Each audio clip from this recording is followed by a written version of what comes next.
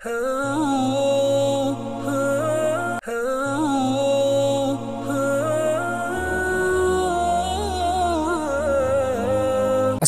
அலைக்கும் வரஹ்மத்துல்லாஹி வபரகாத்துஹு. அன்பார்ந்த பிறை டிவி நேயர்களே, வாராந்த புனித ஸ்தலங்களுடைய ஜுமா பிரசங்க மொழிபெயர்ப்பு நிகழ்ச்சியினூடாக, மனாபில் இஸ்லாம் நிகழ்ச்சியினூடாக உங்களை சந்திப்பதிலே பெரும் மகிழ்ச்சி அடைகிறேன்.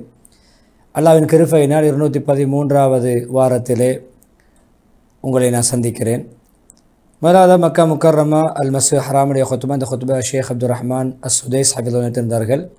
சூனியம், கண்ணறு போன்ற விடயங்கள், ஆபத்துகளிலிருந்தும் பாதுகாப்பு பெறுவது எப்படி, அதற்கான இஸ்லாமிய வழிகாட்டல்கள் என்ன? ஹம்து ஸலவாத் தக்வாவுடைய வசியத்துக்கு பின்னால் தக்வாவுடைய ஒரு ஆயத்தை ஓதினார்கள். ஈமான்தார்களே, நீங்கள் அல்லாஹ்வை பயந்து கொள்ளுங்கள், சரியான நேர்த்தியான நேர்மையான பேச்சை பேசுங்கள். அல்லாஹ் இந்த 2 தன்மைகள் மூலமாக உங்களுடைய நன்மை அமல்களை சீராக்குவான். அதேபோல் உங்களுடைய பாவங்களை மன்னிப்பான். யார் அல்லாஹ்வுக்கு ரசூலுக்கு கட்டுப்பட்டு நடப்பார்களோ மகத்தான வெற்றியாக அவர்கள் வெற்றி அடைவார்கள். அஹ்ஸாப் 70-71 வசனங்களை ஓதி தக்வா சார்ந்த சில கவிதைகளையும் படித்துவிட்டு, இந்த காலத்திலே மிகவும் சமூகத்திலே பரவலாக நடைபெறுகின்ற ஒன்று தான் இந்த சூனியம், செய்வினைகள், சாஸ்திரங்கள், குறி போன்ற ஷைத்தானிய இந்த பண்புகள். கண் நோய், அது கண்ணோர்கள், அதே போன்று மனநோய்கள் என்று ஒரு வகையான கலக்கம், திடுக்கம், மன இறுக்கம், சோர்ந்த நிலைமை, மன அழுத்தம், இப்படியான அதாவது நாம் பாவிக்கின்ற வார்த்தைகள் டென்ஷன், ஸ்ட்ரெஸ், டிப்ரெஷன், இப்படியான நோய்கள் அதிகமாக பேசப்படுகின்ற, மக்களுக்கு ஏற்படுகின்ற ஒரு காலமாக இருக்கிறது. எனவே பொதுவாக ஒரு முஸ்லிமை பொறுத்தவரையிலே ஒரு மனிதனுக்கு எந்த நோய்கள், எந்த சிரமங்கள், எந்த பாரங்கள், கஷ்டங்கள், குறைபாடுகள், பொருளாதார குறை, உயிர் சேதங்கள் ஏற்பட்டாலும் அது அல்லாஹ் முன்னுதாரணமின்றி படைப்பிடங்களை படைத்த அல்லாஹ்வுடைய விதியின் மூலம், கதரின் மூலம் நடக்கிறது என்ற நம்பிக்கை இருக்க வேண்டும். தனிநபர்களை சோதிப்பான், சமூகத்தினர்களை சோதிப்பான். எனவே எப்பொழுதுமே அது சில சமுதாயத்தினர்களுக்கு அந்தஸ்துகள் உயர்வதற்கு ஒரு ஏணிப்படியாக அமையும். சோதனைகள் மூலம் அவருடைய அந்தஸ்துகள் உயரும். இன்னும் ஒரு சாராருக்கு அவருடைய பாவங்கள் மன்னிக்கப்படும். எனவே இப்படியான ஒரு முஸ்லீம் அனைத்தையும் என்ன நடந்தாலும், என்ன சிரமங்கள், நெருக்கடிகள் வந்தாலும் எல்லாமே நலவுக்குத்தான் என்று ஒரு முஸ்லீம் தன்னுடைய மனதிலே எண்ணம் கொள்வான். அதை முடியுமான பொறுமை செய்வான். பொறுமை செய்து அதை சகித்து கொள்வான். நீங்கள் சில விடயங்களை நீங்கள் விரும்ப மாட்டீர்கள், வெறுப்பீர்கள், ஆனால் அது உங்களுக்கு அது சிறந்ததாக அமையும், நலவாக அமையும். அதாவது உங்களுக்கு சில விடயங்களை நீங்கள் பாதகமாக, நெகட்டிவாக, எதிர்மறையாக நீங்கள் பார்ப்பீர்கள், அது உங்களுக்கு பாசிட்டிவாக, நேர்மறையாக அமையும். அதே போன்று சில விடயங்களை நீங்கள் உங்களுக்கு பாசிட்டிவாக பார்ப்பீர்கள், உங்களுக்கு அது சாதகமாக பார்ப்பீர்கள். நீங்கள் சில விடயங்களை விரும்புவீர்கள், ஆனால் அது உங்களுக்கு கெடுதியாக அமையும். உங்களுக்கு ஃபேவரட்டானது சில வேளை கெடுதியாக அமையும். நீங்கள் விருப்பம் கொள்ளாதது சில வேளை உங்களுக்கு ஹைராக அமையும். அல்லாஹ்வுக்கு தான் தெரியும், உங்களுக்கு ஒன்றும் தெரியாது என்று அல்லாஹ் சூரா பக்ரா 216 கூறியிருப்பதாக அந்த ஆயத்தை மோதி, ஈமானிய சமூகமே பொதுவாக என்றாலும் அந்த ஆபத்தில், அந்த சோதனைகள், நெருக்கடி ஆகப்பட்டவர்களுக்கு எப்படி தங்களை பாதுகாத்து கொள்வதென்ற ஒரு வழிகாட்டலை இஸ்லாமிய ஒளியில் காட்டுவதும் சாலை சிறந்ததாக இருக்கும், காலத்துக்கு பொருத்தமாக இருக்கும். மனிதர்களுக்கு தேவை இருக்கிறது. இந்த காலத்திலே அந்த நோய்கள், மனம் சம்பந்தப்பட்ட ஆத்ம நோய்கள், மானசீக நோய்கள் அதிகமாக பரவி கிடக்கின்ற, பேசப்படுகின்ற, ஊடுருவிக்கின்ற காலம். எனவே அதிலே பல நோய்கள், பல வகையான மிகவும் கொடிகட்டி பறக்கின்ற ஒரு காலம். அந்த அளவுக்கு ஆழமாக சமூகத்தில் இந்த நோய்கள் ஏற்பட்டிருக்கின்றன. ஒரு வகையான ஜின் பிசாசு கோளாறுகள், பிசாசு என்றால் ஜின்களுடைய அந்த உசலாட்டங்கள், அதே போன்று கண்ணூறுகள், சூனியங்கள், இப்படியான விடயங்கள் எப்பொழுதுமே அது பிறருடைய பேராசையினால், நப்பாசையினால், சுயநலத்தினால், பொறாமையினால் இப்படியான சந்தர்ப்பங்கள் ஏற்படுவதற்கு அதிகமான வாய்ப்போடு இருக்கின்றன. எனவே குர்ஆன் ஆயத் மிகவும் தெளிவான ஆதாரங்களோடு நபி ஸல்லல்லாஹு அலைஹி வஸல்லம் மிக உன்னதமான ஒரு பிரமாதமான முறையிலே இதை பற்றி தெளிவுகளை, வழிகாட்டல்களை, நிவாரணங்களை, அதற்காக நாம் செய்ய வேண்டிய மாற்று வழிகளை காட்டி தந்திருக்கிறார்கள். அது உண்மையிலே அதுதான் மருந்து, அதுதான் ஷிஃபா. குர்ஆனும் ஹதீஸும் அல்லாஹ் ரசூல் காட்டி தந்தது தான் நமக்கான மருந்தும், அதன் மூலம் நமக்கு கிடைக்கின்ற நிவாரணமும். எனவே ஒவ்வொரு நோய்க்கும் அல்லாஹ் மருந்தை வைத்திருக்கிறான். அந்த நோய் குர்ஆன் ஹதீஸுடைய வழிகாட்டல் தான் அமைய வேண்டும். நபியே, நீங்கள் சொல்லுங்கள் ஈமான்தாரிகளை பார்த்து, குர்ஆன் இருக்கிறதே, குர்ஆன் நேர்வழி, ஷிஃபா, நேர்வழியும் காட்டும், நல்வழியையும் காட்டும், நோய்களுக்கு கவலைகளுக்கு, துக்கங்களுக்கு, சஞ்சலங்களுக்கு, மன அழுத்தங்களுக்கு நிவாரணமாகவும் அமையும். ஃபுஸ்ஸிலத் 44 வசனம் சொன்னார்கள். நீங்கள் இந்த இப்படியான நோய்களுக்கு, கோளாறுகளுக்கு, கண்ணூர்களுக்கு, சூனியங்களுக்கு நீங்கள் ஓதுகின்ற அந்த ருக்கியான்னு சொல்வார்கள். அந்த ருக்கியாக்கள் எனக்கு நீங்கள் முன்வைங்கள், நீங்கள் என்னென்ன ஓதுகிறீர்கள் எனக்கு முன்வைத்து காட்டுங்கள். சரிவிலை பார்த்தார்கள். எது சரி எது பிழை என்பதாக சொல்ல வைத்து அதை திருத்தினார்கள். ருக்கியா என்று சொல்வார்கள், ஓதி பார்க்கின்ற அந்த குரான், ஹதீஸ், அதே போன்று முன்னே நல்லடியார்கள், சஹாபாக்கள், யாருடைய கருத்துக்களை மார்க்க ரீதியாக ஏற்றுக்கொள்ள முடியும் அப்படி நம்பத்தகுந்த உலமாக்கள், இறைநேசர்கள், இப்படியான மக்கள் நபியவர்களுடைய வழிகாட்டலுக்கு உட்பட்ட வகையிலே இப்படியான நோய்களுக்கு ஓதி அதுக்குரிய துஆ திக்ர்கள், குரானாயத்துகள் போன்றவைகளை செய்வதற்கு பேர் தான் ருக்கியா என்று சொல்வது.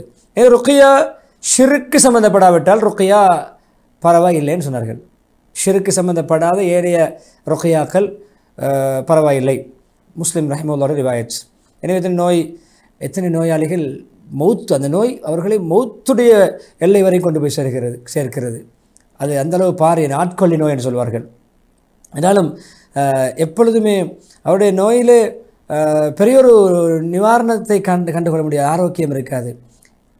ஒரு வைத்தியர்கள் கூட, பெரிய நிபுணத்துவம் வாய்ந்த வைத்தியர்கள் கூட அவர்கள் அதிலே அவருக்கான நிவாரணத்தை, அதாவது நோய் நிவாரணை கண்டுபிடிக்காமல் தடுமாறுவார்கள்.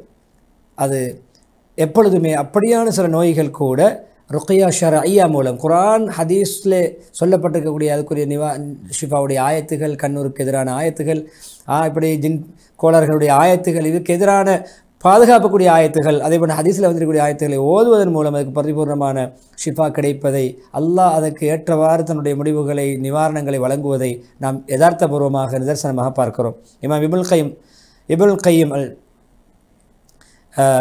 ரஹிமஹுல்லாஹ் சொல்கிறார்கள், குரான் இருக்கிறது அது பரிபூர்ணமான ஒரு நோய் நிவாரணி. எல்லா நோய்களுக்கும், மனநோய்கள், உடலியல் ரீதியான, ஆத்ம நோய்கள், உடலியல் உளவியல், 2 வகையான நோய்களுக்கும், உடலியல் ரீதியான, உளவியல் ரீதியான நோய்களுக்கு குரான் பரிபூர்ணமான நோய் நிவாரணி. ஆனால் அந்த நோயாளி சரியான முறையில் அந்த குரானுடைய நிவாரணங்களை பயன்படுத்த வேண்டும். அதே போல் எப்படி அது நோய்களுக்கு நோய் எதிர்ப்பு சக்தியை அதை எப்படி வெளிப்படுத்தும், அந்த குரானுடைய ஆயத்துக்கு நோய் எதிர்ப்பு சக்தி இருக்கிறது என்ற நம்பிக்கையோடு, எப்படி குரான் எப்படிப்பட்ட சக்தி வாய்ந்தது அல்லாஹ்வே சொல்லி காட்டுகின்ற அந்த விடயத்தை சொல்கிறார்கள். அது மலையின் மீது இறக்கப்பட்டால் மலை சுக்குநூறாகி இருக்கும். குரான் ஆயத்துக்கு சக்தி இருக்கிறது, ஒரு பலம் இருக்கிறது, ஒரு வலு இருக்கிறது. எனவே அப்படி மலைகளை சுக்குநூறாக ஆகின்ற அளவுக்கு சக்தி வாய்ந்த குரான் நம்முடைய உடலியல் ரீதியான, உளவியல் ரீதியான நோய்களுக்கு நிவாரணம் நிச்சயம் அது அல்லாஹ் அதன் மூலம் தருவான். அது பூமியிலே இறக்கப்பட்டிருந்தால் பூமி துண்டு துண்டாக சிதறி இருக்கும். அல்லாஹு அக்பர் என்று சொல்லிவிட்டு எவ்வளோ உறுதியான நம்பிக்கையோடு அந்த குரானிய அந்த துஆக்களை, திக்ர்களை, ஔராதுகளை ஹதீஸில் சொல்லப்பட்டவை செய்யும் பொழுது நிச்சயம் கிடைக்கும். உறுதியான நம்பிக்கை தேவை. எனவே பொதுவாக என்ன நோய், காய்ச்சல் சம்பந்தப்பட்ட நோய்கள், கண்ணூர்கள் அனைத்துக்கும் நாம் ஓதி அதுக்குரிய நிவாரணை தேட வேண்டியது அது குரானுடைய ஹதீஸுடைய வழிகாட்டில் வந்த துஆக்கள், திக்ர்கள், ஔராதுகள். அது உண்மையிலே குரான் ஹதீஸுடைய தூய்மையான இறை தூதுகள். குரானும் ஹதீஸும் அல்லாஹ்வுடைய கலாம், ரசூலுல்லாஹி ஸல்லல்லாஹு அலைஹி வஸல்லம் கலாம், 2ம் தான் அதுக்கு பொருத்தமான உகந்த நாம் ஓதி பார்க்க வேண்டிய அப்படியான விடயம். எனவே அது நபி ஸல்லல்லாஹு அலைஹி வஸல்லம் வழிகாட்டலை சேர்ந்தது, நபியுடைய மார்க்கத்தை சார்ந்தது. அதில் எந்த கருத்து வேறுபாடும் கிடையாது. இப்படி குரானிலே ஹதீஸிலே சொல்லப்பட்ட துஆக்களை, குரான் ஆயத்துக்களை ஓதி இப்படியான ஊசலாட்டங்கள், ஆபத்துகளை விட்டும் நிவாரணம் தேடுவதிலே எந்த விதமான சுன்னத் என்பதிலே, ருக்கியா ஷர்இய்யா சுன்னத் என்பதிலே எந்த விதமான மாற்று கருத்துக்கும் இடமில்லை.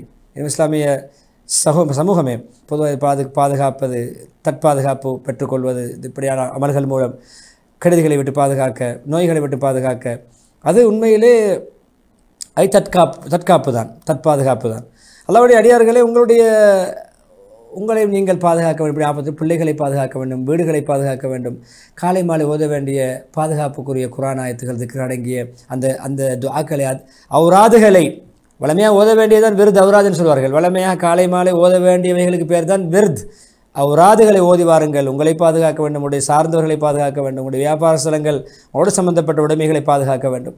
எனவே காலை மாலை துஆக்களை ஓதி வாருங்கள். ஹத்தீப், காபத்துல்லாவுடைய ஹத்தீப் சுதைஸ் ஹஃபிதுல்லாஹ் அவர்கள் காலத்தின் மிக தேவையான ஒன்றை வலியுறுத்துகிறார்கள். காலை மாலை துஆக்கள் நூலகங்களிலே இஸ்லாமிய நூட்கள் விற்கப்படுகின்ற நிலையங்களிலே துஆ தொகுப்போடு இருக்கின்றன. காலையில் ஓத வேண்டிய ஒரு பகுதியாக, மாலையில் ஓத வேண்டிய ஒரு பகுதியாக, நோய்களுக்கு, குறிப்பிட்ட ஆபத்துகளுக்கு, கண்ணூர்களுக்கு என்று அதை நாங்கள் வாங்கிக் கொள்ள வேண்டும். வாங்கி நாமே நமக்கு ஓத வேண்டும். நாம் நமக்கு ஓதுவதுதான் சால திறந்தது. அது ஹத்தீபன் சொன்னார், நீங்கள் உங்களை பாதுகாக்க வேண்டும், உங்களுடைய மனை மக்களை பாதுகாக்க வேண்டும், குழந்தைகளை பாதுகாக்க வேண்டும், உங்கள் சார்ந்தவைகளை பாதுகாக்க வேண்டும். அதே போன்று வீட்டிலிருந்து வெளியே போகும்பொழுது ஓதுகின்ற துஆ, வீட்டுக்குள் வருகின்ற பொழுது ஓதுகின்றது, சாப்பாடும் பொழுது, குடிக்கும் பொழுதும், நிறந்துகின்ற பொழுது, அதே போன்று உறங்கும் பொழுது, தூங்கி எழும்புகின்ற பொழுது, எல்லா சந்தர்ப்ப துஆக்களையும் நீங்கள் ஓதி வர வேண்டும். காலத்தின் தேவை அதுதான் தற்பாதுகாப்பு, அதுதான் நோய் எதிர்ப்பு சக்தி உள்ள துஆ திக்ர்கள் அடங்கிய தொகுப்பு என்று ஹத்தீபர்களை வலியுறுத்தி குறிப்பிட்ட சில விடயங்களை கூட சொல்லி வலியுறுத்தி விட்டு முஹம்மது ஸல்லல்லாஹு அலைஹி வஸல்லம் வாயிலாக எல்லா தலைப்புகளிலும் நமக்கு எல்லா பாதுகாப்பான துஆக்கள் வந்திருக்கிறது. அதுதான் சிறந்த பாதுகாப்பான அல்லாஹ்வோடு உறுதியான நம்பிக்கையோடு அந்த துஆ திக்ர் குர்ஆன் ஆயத்துகள் மூலம் அல்லாஹ் தான் ஷிஃபா தர வேண்டும் என்ற நம்பிக்கையோடு அதை நாம் ஓதுகின்ற பொழுது நிச்சயம் அதுக்குரிய பலன் கிடைக்கும். கதா கதிர் அல்லாஹ்வுடைய முடிவுப்படி சோதனைகள் வரும். அதே கதா கதிரின்படி அல்லாஹ் நம்முடைய ஷிஃபாக்களையும் அதனுடைய நிவாரணிகளையும் பாதுகாப்புகளை நமக்கு அல்லாஹ் தருவதற்கு நிச்சயம் போதுமானவன். அல்லாஹ் தன்னுடைய அடியானுக்கு போதாதா? அல்லாஹ் கேட்குறான். அல்லாஹ் தன்னுடைய அடியானுக்கு போதாதா உதவி செய்ய, பாதுகாக்க, அவனுக்கு ரிஸ்க் கொடுக்க, எல்லா விடயங்களுக்கு அல்லாஹ் போதாதா என்று அல்லாஹ் கேட்குறான். அஸ்-ஸுமர் 36. எனவே நான் என்னுடைய ரப்பின் மீது உறுதியான நம்பிக்கை வைத்து என்னுடைய காரியங்கள் அனைத்தையும் அவனிடமே ஒப்படைத்து விட்டேன். அவன் பக்கமே நான் மீள இருக்கிறேன். அவனே எனக்கு உண்மையிலே உதவி செய்வதற்கு போதுமானவன். எனவே கால மாறி மாறி வருகின்ற சோதனைகள், அசம்பாவிதங்கள், நெருக்கடிகள், அசாதாரணமான நிலைமைகள், பாதகமான சூழ்நிலைகளை நீங்கள் எப்பொழுதும் கண்டு அஞ்ச வேண்டாம். அதை சிரமமாக எடுத்துக்கொள்ள வேண்டாம். ஏன் தெரியுமா? ஏன் சிரமமாக எடுத்துக்கொள்ள வேண்டாம் என்று உங்களுக்கு சொல்கிறேன். நான் என்னுடைய அல்லாஹ்வின் மீது நம்பிக்கை வைத்திருக்கிறேன். என்னுடைய யக்கீன் அல்லாஹ்வின் மீது என்று கவி நடையிலே அல்லாஹ்வுடைய யக்கீனை, தவக்குலை பாடிவிட்டு இமாம் புகாரி ரஹிமஹுல்லாஹ் ரிவாயத்தை சொல்கிறார். அப்துல்லா இப்னு அப்பாஸ் அறிவிக்கிறார்கள், நபி ஸல்லல்லாஹு அலைஹி வஸல்லம் அவர்கள் ஹசன் ஹுசைன் ரலியல்லாஹு அன்ஹு இரண்டு பேர குழந்தைகள், நம்முடைய குழந்தைகளுக்கு ஓத வேண்டிய பாதுகாப்பான துஆவை சொல்கிறார்கள். சொன்னார்கள், ஹசன் ஹுசைன் ரலியல்லாஹு அன்ஹுவை பார்த்து, பேர குழந்தைகளை பார்த்து, உங்களுடைய தந்தை என்றால் இப்ராஹிம் அலைஹிஸ்ஸலாம், நபி ஸல்லல்லாஹு அலைஹி வஸல்லமுடைய பாட்டன், மூத்த பாட்டன் இஸ்மாயில் அலைஹிஸ்ஸலாம், அவருடைய தந்தை இப்ராஹிம் அலைஹிஸ்ஸலாம், அவருடைய பரம்பரை நபி அவர்கள் ஸல்லல்லாஹு அலைஹி வஸல்லம், அவருடைய தந்தை இப்ராஹிம் அலைஹிஸ்ஸலாம் இந்த நான் இப்பொழுது உங்களுக்கு பாதுகாப்புக்காக வேண்டி ஓதுகின்ற அந்த பாதுகாப்பு துஆவை தன்னுடைய இரண்டு குழந்தைகளாகிய இஸ்மாயில், இஸ்ஹாக் அலைஹிஸ்ஸலாத்து வஸ்ஸலாம் அவர்களுக்கு ஓதி பாதுகாப்பு தேடுவார்கள் என்று சொல்லிவிட்டு, உஐதுகுமா பிகலிமாத்தில்லாஹி தாம்மா, உங்கள் இருவரையும் நான் அல்லாஹ்வுடைய சகல பரிபூர்ணமான எல்லா வாசகங்களை கொண்டும் வார்த்தைகளை கொண்டும் அல்லாஹ்வுடைய பாதுகாப்பு தேடுகிறேன்.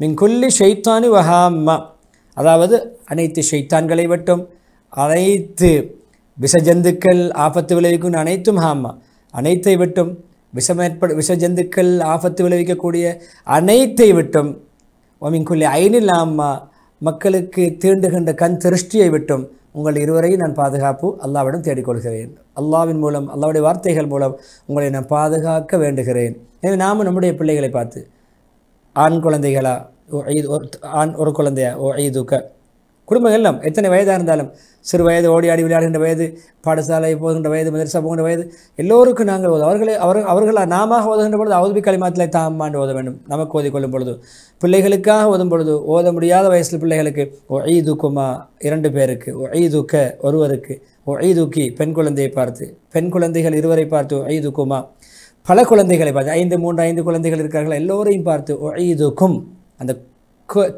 குமா கும் என்ற அந்த சொற்பிரயோகங்கள் மாத்திரம் மாறும், கருத்தொண்டு தான். உங்கள் அனைவரையும் நான் அல்லாஹ்வுடைய வார்த்தைகளை கொண்டு என்று உலமாக்களுடைய வழிகாட்டலில் நீங்கள் அந்த துஆவை ஓதி வாருங்கள், காலை மாலை ஓதி வாருங்கள். நபி ஸல்லல்லாஹு அலைஹி வஸல்லம் சொல்லிவிட்டு தான் ஓதுறார்கள். இஸ்மாயில் அலைஹிஸ்ஸலாத்தையும் இஸ்ஹாக் அலைஹிஸ்ஸலாத்தையும் அல்லாஹ்விடம் ஆபத்துகள், கண்ணூர்கள், விஷஜந்துக்கள் விட்டும் பாதுகாப்பு தேடுவதற்காக வேண்டி ஓதினார்கள். எனவே நானும் உங்களை பாதுகாக்குமாறு அல்லாஹ்விடம் இந்த துஆவை ஓதுகிறேன் என்று சொல்லி ஓதினார்கள். முஸ்லிம் ரஹிமஹுல்லாஹ் ரிவாயத் அபூ உமாமா ரலியல்லாஹு அன்ஹு அறிவிக்கிறார்கள், ரசூல் ஸல்லல்லாஹு அலைஹி வஸல்லம் அவர்களை சொல்வதை நான் செவிமடுத்தேன். சூரா பக்கராவை ஓதுங்கள். ஏன் தெரியுமா? அந்த சூரா பக்கராவை ஓதுவது, படிப்பது, விளங்குவது, கற்றுக்கொள்வது ஒரு பரக்கத். இன்னும் ஒரு கருத்து, அந்த சூரா பக்கராவை மனநமிடுவது ஒரு பரக்கத்துக்குரியாமல், அதே நேரம் அந்த சூரா பக்கராவை புறக்கணிப்பது, விட்டுவிடுவது, உதாசீனம் செய்து விடுவது, கணக்கெடுக்காமல் இருப்பது கை சேதத்துக்கு காரணமாக அமையும். அதே போன்று அந்த சூரா பக்கராவை மீறி எந்த விதமான சூனியக்காரர்களுக்கோ சாஸ்திரக்காரர்களுக்கோ செய்வினை செய்யக்கூடியவர்களுக்கோ அதை மீறி உங்களுக்கு எந்த ஆபத்தை மேற்படுத்த முடியாது. சூரா பக்கராவை மீறி அவர்களுக்கு எந்த அதிகாரமும் செலுத்த முடியாது என்று சொல்ல சொன்னார்கள். எனவே அந்த பக்தலாயிட வார்த்தை சூனியக்காரர்கள் இருக்கிறது. இமாம் அஹ்மத் ரஹிமத்துல்லாஹி தன்னுடைய முஸ்னத் கிரந்தத்தில் பதிவிட்டிருக்கிறார்கள். அபூ ஹுரைரா ரலியல்லாஹு அன்ஹு சொன்னார்கள், உங்களுடைய வீடுகளை கபிரிஸ்தான்கள் ஆக்கிவிட வேண்டாம், மக்பராக்கள் ஆக்கிவிட வேண்டாம். ஏன் தெரியுமா? குர்ஆன் ஓதாத தொழாத வீடுகளை ஆக்கிவிட வேண்டாம். ஷைத்தான் எந்த வீட்டில் சூரா பக்கரா ஓதப்படுகிறதோ அந்த வீட்டிலிருந்து வெளியாகி விடுவான். எனவே ஷைத்தானுடைய ஊசலாட்டம் தான் நம்முடைய அதிகமான பிரச்சனைகளுக்கு காரணம். ஷைத்தானுடைய தூண்டுகோல் தான். சூரா பக்கரா 4ஆம் நம்முடைய வீட்டிலே நாம் ஓதுகின்றவர்களாக ஒரு 5 பேர் இருக்கிறோம் என்றால் ஒவ்வொரு நாளும் ஒருவர் ஓதுவது சிரமம். ஒரு நாளைக்கு ஒருவர் 5 பேரும் தவணையிட்டு 5 நாட்களுக்கு ஒரு பக்கரா ஒருவர் ஓத வேண்டும். 4ஆம் பக்கரா ஓதப்படும். எனவே கண்ணியமானே, ஒரு வகையில் ஓதுவதற்கு நேரம் எடுக்க வேண்டும். குர்ஆனுக்கு இருக்கின்ற நேரம் பரக்கத் சொல்கிறார். பரக்கத் கெசட்டில் போடுவது, ஆடியோ போடுவது 2வது தரம், அது 2ஆம் தரம். அந்த ஓசைக்கு ஷைத்தான் வெளியாகுவான். எதை யார் ஓதினாலும் அது குர்ஆனுடைய ஓசை தான் என்றால் நாம் ஓதுவது தான் ஆக ஏற்றம். நீங்கள் ஓதுங்கள், பிறர் ஓத கேளுங்கள் என்று சொல்லவில்லை, நீங்கள் ஓதுங்கள். எனவே குர்ஆனை ஓத படிக்க வேண்டும். வீட்டில் உள்ள ஒரு தவணையிட்டு ஒரு நாளைக்கு ஒருவர் பக்கரா ஓத வேண்டும் என்று பிரித்து கொடுக்கலாம். அல்லது 5 பேரும் சேர்ந்து சமமாக பிரித்து கொள்ளலாம். எனக்கு கண்ணியமான 48 பக்கங்கள் இருக்கின்றன. 48 பக்கங்கள் 15 வரை குர்ஆனிலே. அந்த 48 பக்கங்களை குடும்ப உறுப்பினர்களுக்கு ஏற்றவாறு பிரித்து கொடுப்பது. நீங்கள் ஒவ்வொரு நாளும் இந்த பக்கத்திலிருந்து இத்தனை பக்கம் வரைக்கும் உங்களுடைய பொறுப்பு, பக்கரா இத்தனாவது ஆயத்து வரைக்கும் உங்களுடைய பொறுப்பு, இத்தனாவது ஆயத்து வரைக்கும் உங்களுடைய பொறுப்பு என்று 4ஆம் இந்த சூரா பக்கரா ஓதினால் முழுக்க வாழ்க்கையுடைய முழு தரித்திரியங்களும் நீங்கிவிடும். நம்பிக்கையோடு ஓதினால், அல்லாஹ்வுடைய நம்பிக்கையோடு. என்ன சொல்கிறார்கள்? சூரா பக்கரா ஓதுங்கள். எந்த வீட்டில் சூரா பக்கரா ஓதப்படுமோ அந்த வீட்டிலிருந்து ஷைத்தான் ஓடி விடுவான், வெளியாகி விடுவான். எனவே அதிலே குறிப்பாக ஆயத்துல் குர்சி இருக்கிறது. நேர நெருக்கடிகள் எது வேலை பழுக்க நோய் நம்பலங்கள் என்றால் ஆயத்துல் குர்சி 4ஆம் ஓதக்கூடிய பக்கராவில் தான் இருக்கிறது. எனவே அதே போன்று ஆமன ரசூல் பக்கராவுடைய இறுதி 2 ஆயத்துகள், ஆமன ரசூல் ஆயத்துகள், அந்த 2 ஆயத்துகள் அது தனித்தனியாக ஹதீஸ் வந்திருக்கிறது. ஆயத்துல் குர்சிக்கு வந்திருக்கிறது. பக்கராவுடைய 2 ஆயத்துகள், இறுதி ஆயத்துகள் ஆமன ரசூலுக்கு வந்திருக்கிறது. அதே போன்று அந்த 2 மகத்துவமான ஆயத்துகள் உள்ளடக்கிய சூரா பக்கராவுக்கு பொதுவாக வந்திருக்கிறது. ஏன்னா அதனுடைய ஒவ்வொன்றும் தனித்தனி சிறப்புள்ளது. அதேபோல் சூரத்துல் இக்லாஸ், குல் ஹுவல்லாஹு அஹத், குல் ஹுவல் ஃபலக், குல் ஹுவல் பின்னாஸ், ஆயத்துல் குர்சி, ஆமன ரசூல் இறுதி வரைக்கும், குல் ஹுவல்லாஹு அஹத், குல் ஹுவல் ஃபலக், குல் ஹுவல் பின்னாஸ் 3 தடவைகள் காலை மாலை உறங்கும் பொழுது கூட 3 தடவைகள் ஓதி இலேசாக உமிழ்நீர் தெரிக்கின்ற அமைப்பில் ஊதி நம்முடைய உடம்பிலும் தேய்த்து கொள்வது என்று சொல்ல நம்முடைய அன்றாட அமல். உறங்கும் பொழுது 3 தடவைகள். எனவே அதையும் செய்து வருவோம். எல்லா கெடுதிகளை விட்டும் அது பாதுகாக்க அல்லாஹ் போதுமானவன் இவைகள் மூலம். முஸ்லிம்களை பொதுவாக என்று தன்னுடைய பிள்ளைகளை பாதுகாப்பது, நம்முடைய வீடுகளை பாதுகாப்பது, ஈமானிய பலகீனம் உண்மையிலே சில வசுவாசிகள் ஊசலாட்டங்கள் ஏற்படுகின்ற, ஷைத்தானுடைய துண்ணூர்கள் ஏற்படுகின்ற பொழுது, கண்ணூர்கள் ஏற்படுகின்ற பொழுது, சில சூனியக்காரர்களுடைய தீண்டுதலுக்கு ஆளாகின்ற பொழுது, சில வேளை அதற்கு வைத்தியம் செய்வதற்கே சூனியக்காரனும் செல்வது, மந்திரிப்பவருடன் செல்வது. அவர்கள் மக்களை உண்மையாக ருக்கியா ஷரஇய்யா செய்பவர்களை சொல்லவில்லை. பணம் சம்பாதிக்கிற நோக்கத்தில் மக்களை ஏமாற்றுகின்ற பொய் வைத்தியங்கள் செய்கின்ற பொய் வைத்தியர்களை ஓதி பார்க்கிறோம் ஊதி பார்க்கிறோம் என்று மக்களை இஸ்லாமிய வழிகாட்டலை மீறி தவறான முறையில் வழிபடுத்துகின்ற அப்படியான அந்த துறையிலே நிபுணத்துவம் இல்லாமல் செய்கின்றவர்களை நீங்கள் செய்வது பிழை, நீங்கள் அதை திருத்திக் கொள்ள வேண்டும் என்று அதையும் ஆணித்தரமாக சொல்லி முதலாவது ஹுத்பா இறுதி கட்டத்திலே பொதுவாக இப்படியான விடயங்களை நாங்கள் பழகி கொண்டால், குர்ஆன் ஹதீஸில் இருக்கின்ற வந்த துஆக்களை நாங்கள் பாடமாக்கி அவராதிகளை பாடமாக்கி கொண்டு நாங்களே எங்களுக்கு தற்காப்பு செய்து கொள்வது லேசாக அமைந்துவிடும், பழகிவிடும். அது நம்பிக்கையோடு செய்கின்ற பொழுது எல்லா நோய்களை விட்டு நமக்கு பாதுகாப்பு கிடைக்கும். பொதுவாக சந்தேகங்களுக்கு ஆளாக தேவையில்லை, ஏமாற்றக்கூடியவர்களுடைய பிடியில் அகப்பட தேவையில்லை, பணம் பறிக்கக்கூடியவருடைய பிடியில் அகப்படுவது, சிறிய சிறிய வைத்தியங்களுக்கு பெரிய பெரிய பணங்களை அறவிடுவர்கள் என்று யாருடைய ஏமாற தேவையில்லை. நேர்மையாக செய்பவர்கள் அவருடைய வைத்தியங்கள் சுன்னத்தான முறையில் அமைகின்ற பொழுது அவர்களை சொல்லவில்லை. பணம் சம்பாதிப்பதன் நோக்கம் ஏமாற்றுவது போய் சமூக வலைத்தளங்களிலும் அதை விளம்பரப்படுத்தி கொண்டோ அதுக்கு வைத்தியம் செய்ய இதுக்கு வைத்தியம் செய்ய வேண்டும் எல்லா துறைகளிலும் இருக்கிறார்கள் தானே வயிற்றில்.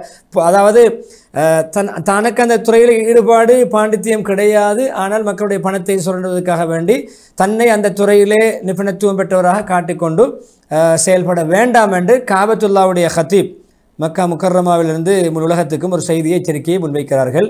எனவே நீங்களே பாதுகாப்பு உங்களுக்கு தேடிக்கொள்ளலாம், நீங்கள் அதில் ஈடுபடுங்கள் என்று சொல்லிவிட்டு கவலை, சஞ்சலம், ஸ்ட்ரெஸ், டிப்ரெஷன், அதே போன்று டென்ஷன் உள்ளவர்களுக்கு ஒரு கவிதையிலே ஆறுதல் சொல்கிறார்கள்.